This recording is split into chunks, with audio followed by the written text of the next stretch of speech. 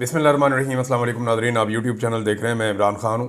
सबसे बड़ी खबर यह है कि इमरान खान साहब के ख़िलाफ़ आज भी फ़ैसला नहीं सुनाया जा सका।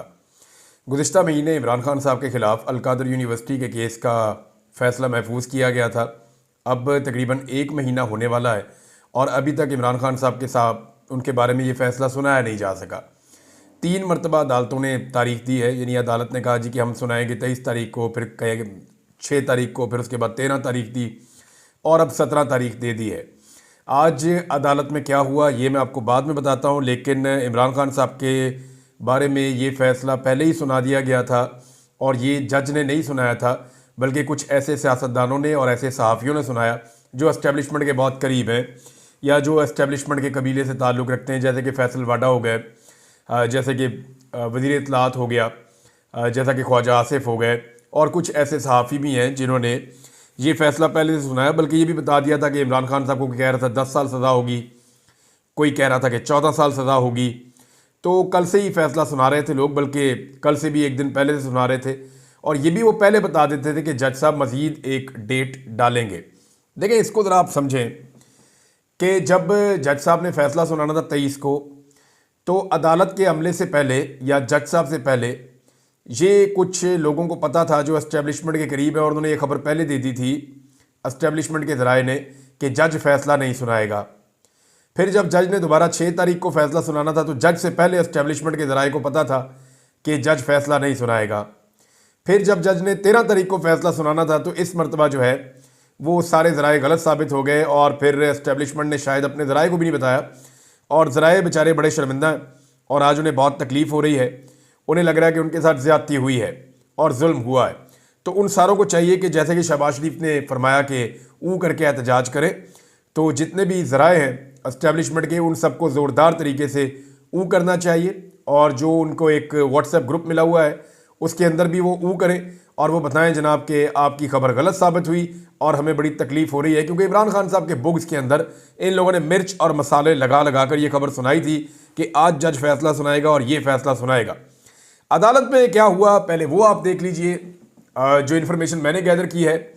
देखें, मैंने जो पिछला वीलॉग आपको किया उसमें भी मैंने टाइम आपको बताया कि 11 बजे के करीब कोई ये फैसला सुनाया जाएगा, यानी जब मैं ये वीलॉग कर रहा हूँ तो इसके चंद घंटे के बाद सुनाया जाएगा। तो ये खबर तो सबके पास थी कि फैसला 11 बजे के करीब आएगा। तो जब एक केस का फैसला 11 बजे आएगा तो लोग 10:30 बजे पहुँचना शुरू करेंगे। कोई 10 बजे पहुँचेगा, कोई 10:30 बजे पहुँचेगा, कोई 11:15 बजे पहुँचेगा। और इस तरह के जो फैसले होते हैं वो नॉर्मली हमने देखा है कि आधा घंटा 1 घंटा लेट भी हो जाते हैं। हमने सुप्रीम कोर्ट ऑफ पाकिस्तान, जिसका वक्त सबसे ज़्यादा कीमती होता है, वहाँ पे भी फैसले 1-1, 2-2 घंटे लेट होते हुए देखे हैं। मैं अपने अदालत के अंदर कोई 30 के करीब मुकदमात लड़ चुका हूँ गुज़िश्ता 3 साल में, तो मेरे अपने मुकदमात में भी बड़ा ताख़ीर होती रही है, बड़ा लेट फैसला आता रहा है। बल्कि एक तो फैसला मेरा ऐसा था कि जज साहब रख के बैठ गए थे महफूज करके, वो फैसला आ ही नहीं रहा था जब तक कि मुझे दूसरे केस में गिरफ्तार नहीं कर लिया गया। तो ये होता है, अदालत के अंदर ताख़ीर हो जाती है। लेकिन यहाँ पे जज साहब पहुँचे सुबह 8:30 बजे। कुछ लोग कहते हैं 8 बजे पहुँचे, लेकिन जज साहब के बकौल वो सुबह 8:30 बजे पहुँचे। अगर फैसला 11 बजे था तो वो इतनी सुबह क्या लेने आए। दूसरा, इस बुनियाद के ऊपर जज साहब उठ के चले गए 11 बजे से पहले ही, यानी फैसला सुनाने के वक्त से पहले जज ये फैसला सुनाकर चले गए कि ये फैसला मैं नहीं सुना रहा, मैं फिर एक और डेट दे रहा हूँ, अगली डेट पे मैं ये फैसला सुनाऊंगा। तो अदालत का तो जनाब मजाक बन गया ना। अब पहली मरतबा तारीख में ये हो रहा है कि जो फैसला सुनाने वाले हैं वो आगे आगे भाग रहे हैं और जिसके खिलाफ फैसला आ रहा है वो पीछे पीछे भाग रहा है और वो ये कह रहा है सुनाओ फैसला मेरे खिलाफ। इससे पहले भी तुमने सुनाए हैं, कालक अपने मुंह पे मली है और कालक अपने मुंह पे मलो, सुनाओ फैसला मेरे खिलाफ। इमरान खान की बहनों ने जैसे चैलेंज किया, मैं आपको भी पढ़ के सुना देता हूँ। लेकिन जज साहब सुबह सुबह पहुंचे और पहुंचने के बाद जनाब उन्होंने बकौल उनके इमरान खान साहब को बुलाया। इमरान खान साहब नहीं आए, हालांकि 11 बजे फैसले का टाइम था, तो उन्हें 11, 11:30 बजे तक इंतजार करना चाहिए था। अगर इमरान खान साहब मुकर्ररा वक्त पर ना आते जो बताया गया था तो सिचुएशन कुछ और होती है। और वैसे भी इमरान खान की गैर मौजूदगी में फैसला सुनाने से क्या प्रॉब्लम है? फैसला गैर मौजूदगी में सुनाया जा सकता है। मैंने कई लोगों से पूछा, उन्होंने कहा जी बिल्कुल कोई मसला नहीं है। इमरान खान साहब जेल के अंदर कैद है, बंद है, उनके खिलाफ फैसला सुनाना कौन सा प्रॉब्लम है? सुनाया जा सकता था। क्योंकि बुशरा बीबी भी पेश नहीं हुई। अब बुशरा बीबी भी 10:30 बजे का ज़हन में रख के निकली कि मैं 11 बजे तक पहुंच जाऊंगी और जाके मैं भी फैसला सुन लूँगी।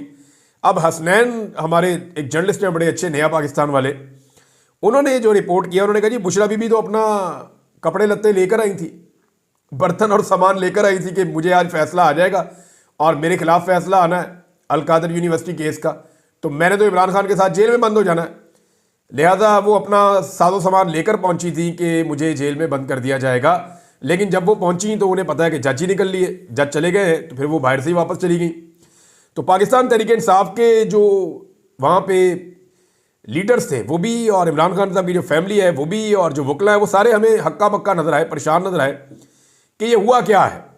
यानी पहली मरतबा हो रहा है और ये तारीख का हिस्सा बन गया है कि इमरान खान की बहनें चैलेंज कर रही है कि हिम्मत है तो फैसला सुनाओ, इमरान खान के खिलाफ फैसला सुनाओ।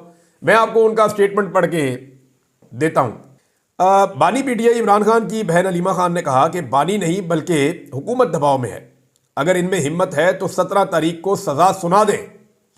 इमरान खान और बुशरा बीबी के खिलाफ अलकादर ट्रस्ट फैसला मौखर होने के बाद अडियाला जेल के बाहर उन्होंने गुफ्तगू की। अलीमा खान ने कहा कि डील का लफ्ज सुन सुनकर तंग आ गए हैं, जो वक्त हमें दिया गया था हम वक्त पर पहुंच गए। ये हुकूमत बहुत ज़्यादा दबाव में है क्योंकि दुनिया और पूरा पाकिस्तान सब देख रहा है।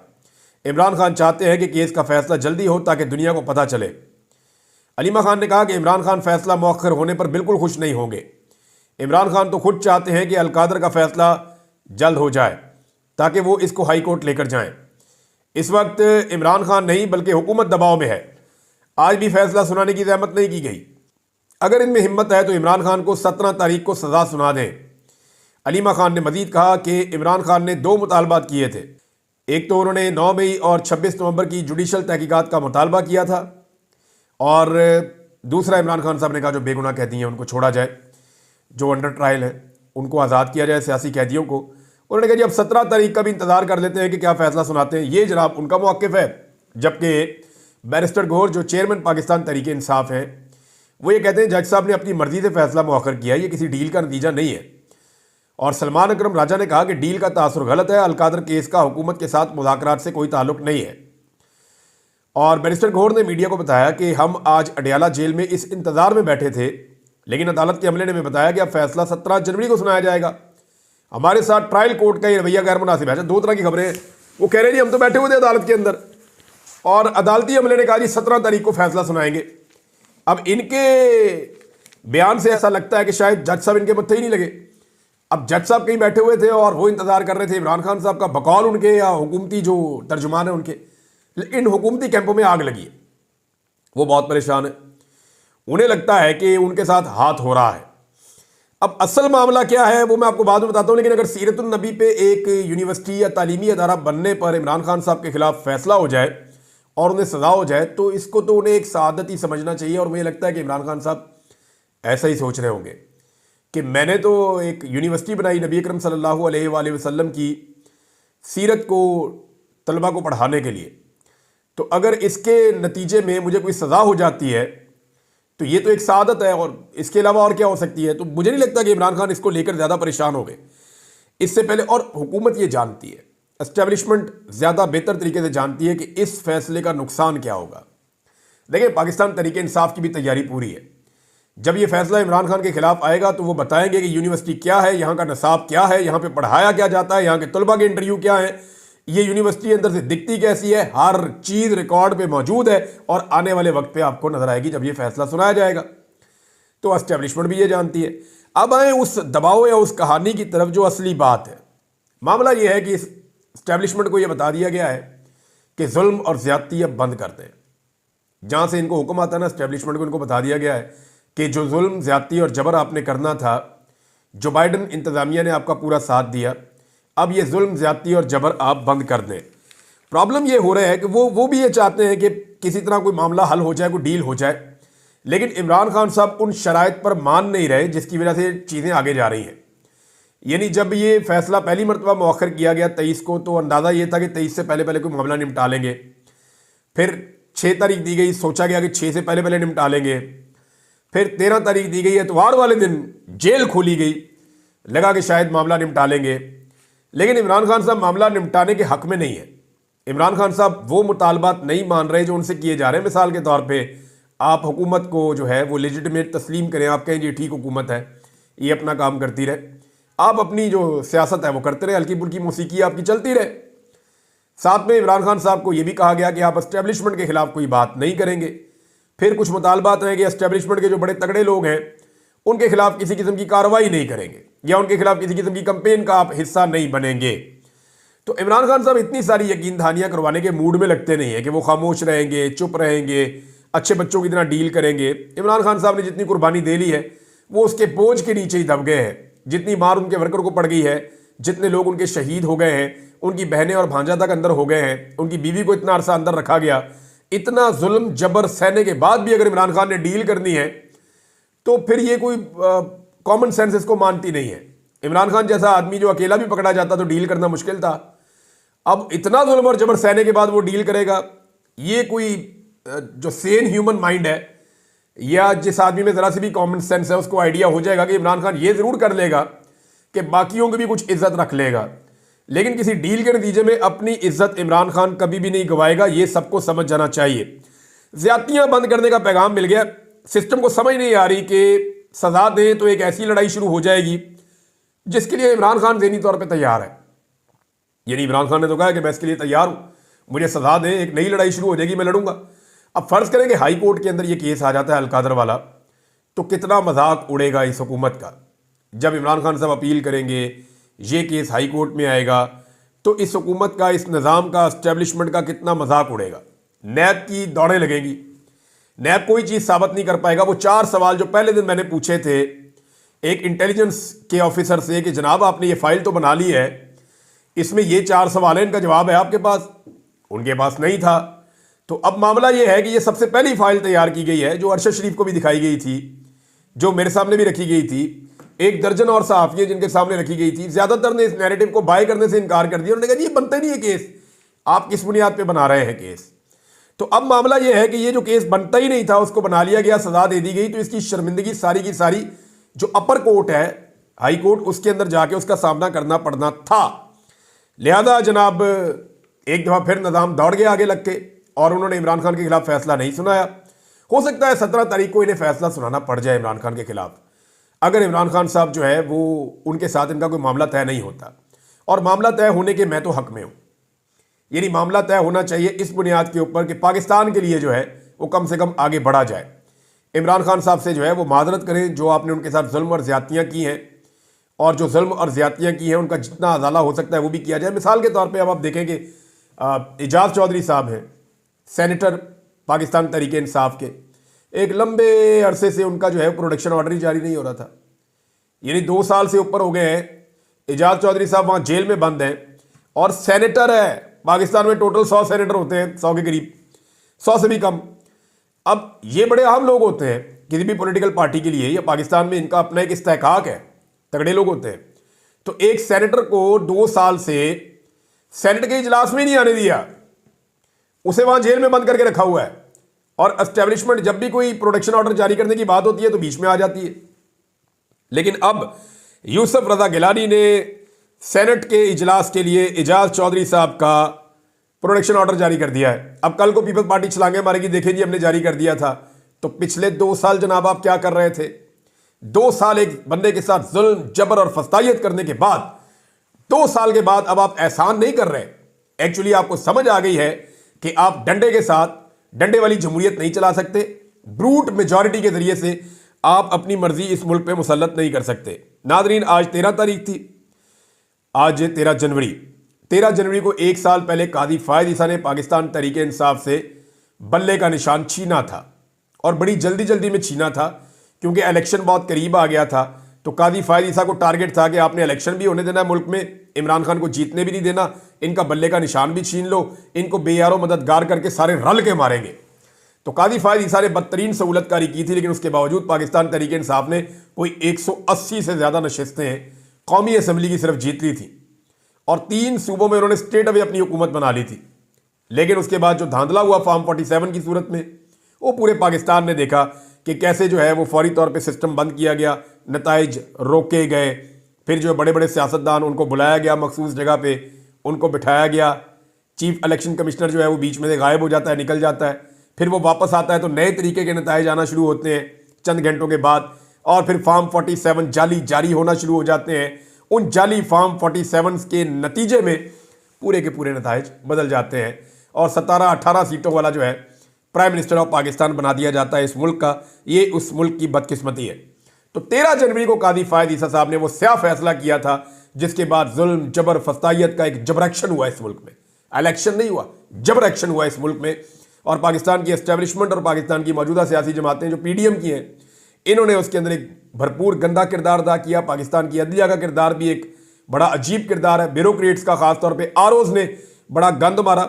लेकिन ये सारे लोग मुजरिम हैं इस कौम के और ये लोग, इनको याद रखेगी ये कौम, आने वाली नस्लें भी इनको याद रखेंगी कि इन्होंने पाकिस्तान के कई साल ना सिर्फ ज़ाया किए बल्कि पाकिस्तान की तारीख का बदतरीन और मुतनाज़ तरीन इलेक्शन करवाया। आज वो कायदी फायज ईसा जो चौड़ा होकर अपनी अदालत में बैठ के कहता था कि अगर आप किचन की गर्मी बर्दाश्त नहीं कर सकते तो निकल जाएं, आज जरा सी गर्मी है तो कादी फायद ईसा किसी को दिखाई भी नहीं दे रहा।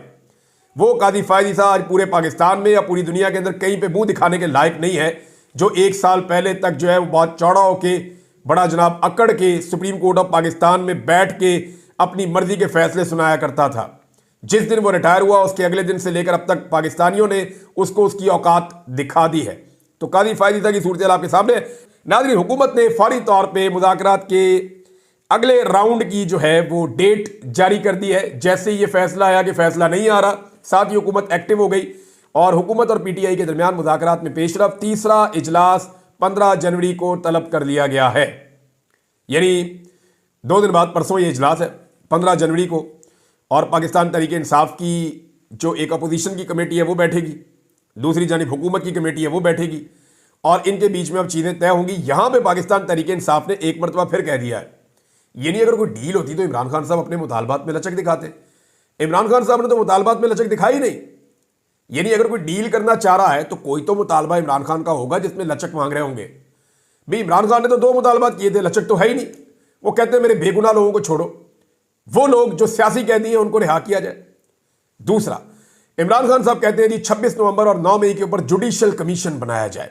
अपने मुतालबात से तो वो पीछे हटे नहीं है और वो ये कहते हैं कि तीसरी जो हमारी मीटिंग होगी, ये पाकिस्तान तहरीक इंसाफ के लोगों ने बाहर आके क्लियरली बताया कि जो तीसरी मीटिंग होगी, इस तीसरी मीटिंग के बाद चौथी मीटिंग उस सूरत में होगी जब जुडिशियल कमीशन बनाए जाएंगे, वरना फिर हम मुज़ाकरात से पीछे हट जाएंगे।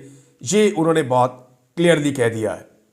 अब नाज़रीन, मुल्क चल नहीं रहा है इमरान खान के बगैर, बाहर से दबाव आ रहा है, चीज़ें कंट्रोल में नहीं आ रही और इन सारी चीज़ों को अगर आप इकट्ठा करके देखें तो पाकिस्तान ने हासिल क्या किया इस रजीम चेंज ऑपरेशन के बाद। यानी मिलिट्री एस्टेब्लिशमेंट ने पूरी सपोर्ट की, आर्मी चीफ ने खुद भी सपोर्ट की, लेकिन SIFC की कारकर्दगी के ऊपर ये सईद अहमद साहब का जो आर्टिकल है, इसके अंदर एक रिपोर्ट है, इकोनॉमिस्ट है, वो ये कहते हैं कि एस्टेब्लिशमेंट SIFC के तहत माशी निज़ाम का फ़ाल चार्ज ले चुकी है। SIFC की कोशिशों के बावजूद माली साल 2024 में इन्वेस्टमेंट रिकॉर्ड कम होकर GDP का 13% रही है, जो 15% की तवील मुद्दती औसत से भी कम है। यानी पाकिस्तान की बड़े लंबे अरसे से कभी GDP का इतना कम परसेंट के ऊपर इन्वेस्टमेंट नहीं आया जो अब आया है। हालांकि इस वक्त पाकिस्तान की एस्टेब्लिशमेंट SIFC के ऊपर पूरा जोर लगा रही है। अब वो बता रहे हैं कि पाकिस्तान तहरीक इंसाफ के दौर से भी बहुत कम है और ये उन्होंने आर्टिकल इसके बारे में लिखा हुआ है। इसमें अच्छी और बुरी चीज़ें शामिल हैं, लेकिन ये चीज़ मैंने हाईलाइट की, आपके सामने रखी। किस्मत खान साहब ने इसको ट्वीट भी किया हुआ है, वहाँ पर भी जाके आप पढ़ सकते हैं।